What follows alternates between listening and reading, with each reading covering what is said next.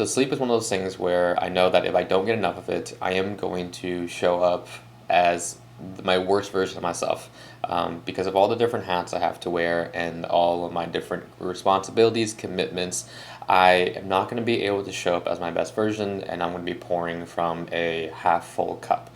So if you think of yourself as like a phone battery, it's like going through the day with either 100% charged phone battery or still on red, like 15%. And for a while there, 2 years ago, I was running my life basically around that red zone for a majority of my day.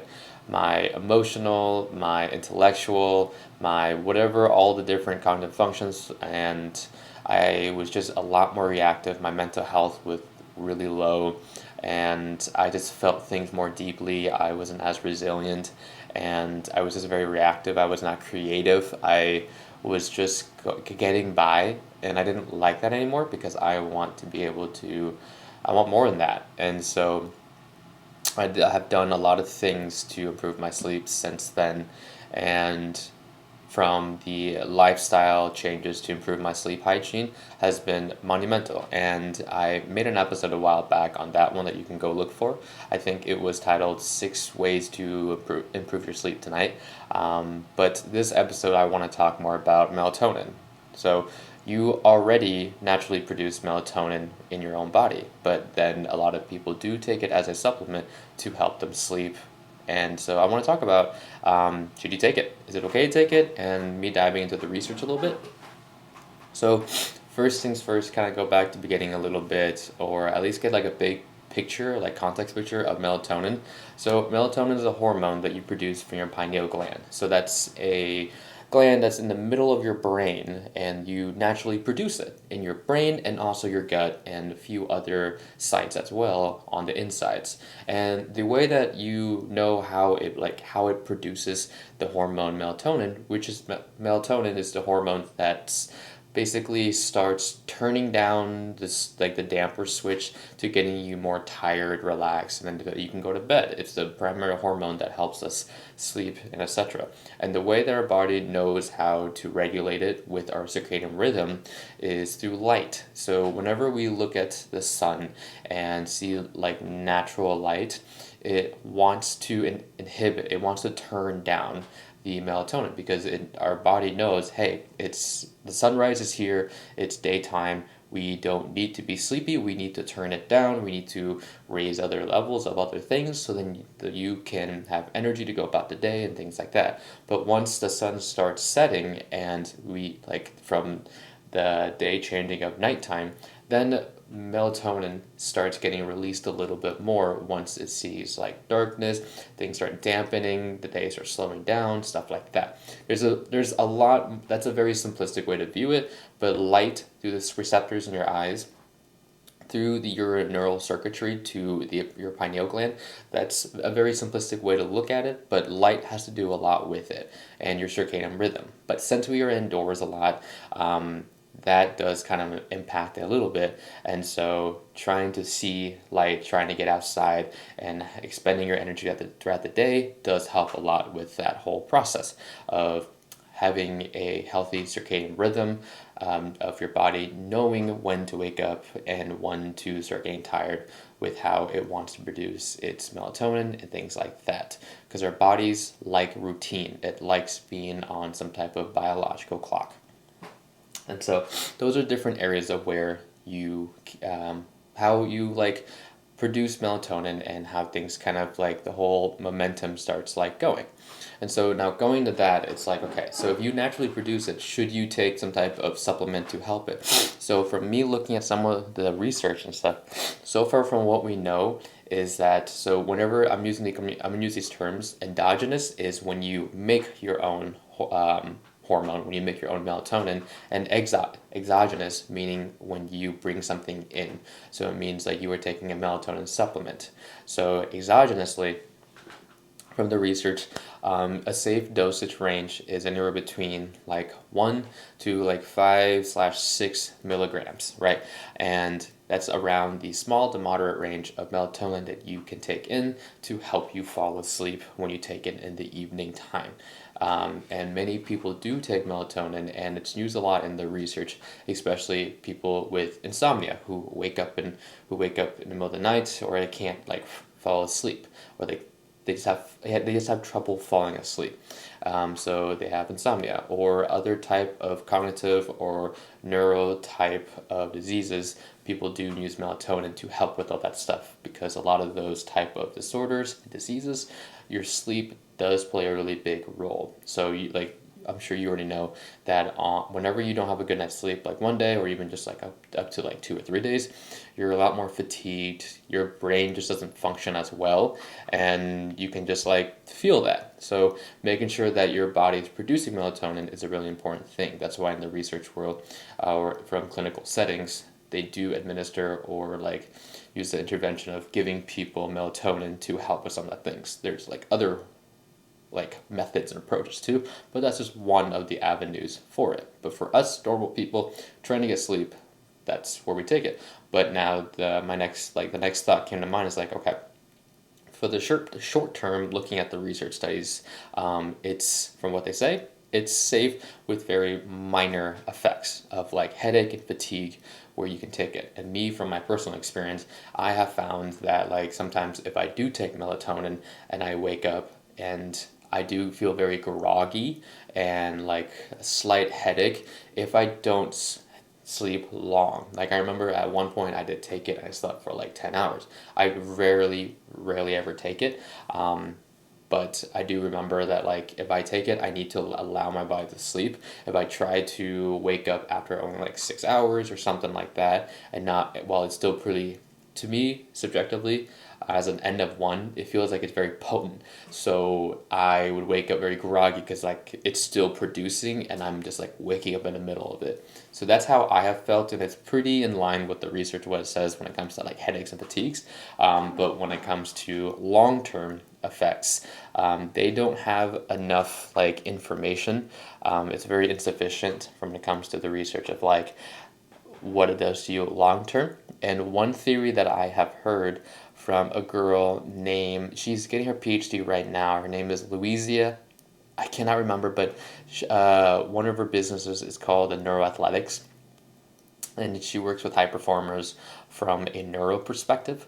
And I was listening to a podcast that she was on, and she made the thought of like you're basically using a synthetic agent to hijack your own production of melatonin. And from her position stand, she thinks that's not going to be a good thing for the long term. And that makes sense to me in theory. However, we don't have enough strong evidence to support that just yet. But it doesn't feel like it's so far off. And so that's also the reason why I do not take melatonin, even though it is definitely like safe from everything that we've seen and things like that. But I don't want to become rely on it. And almost like from a psychological perspective, is that you can become dependent on something. And so it's like if you take something, it's helpful. It's almost like a placebo slash physiological like effects intervention.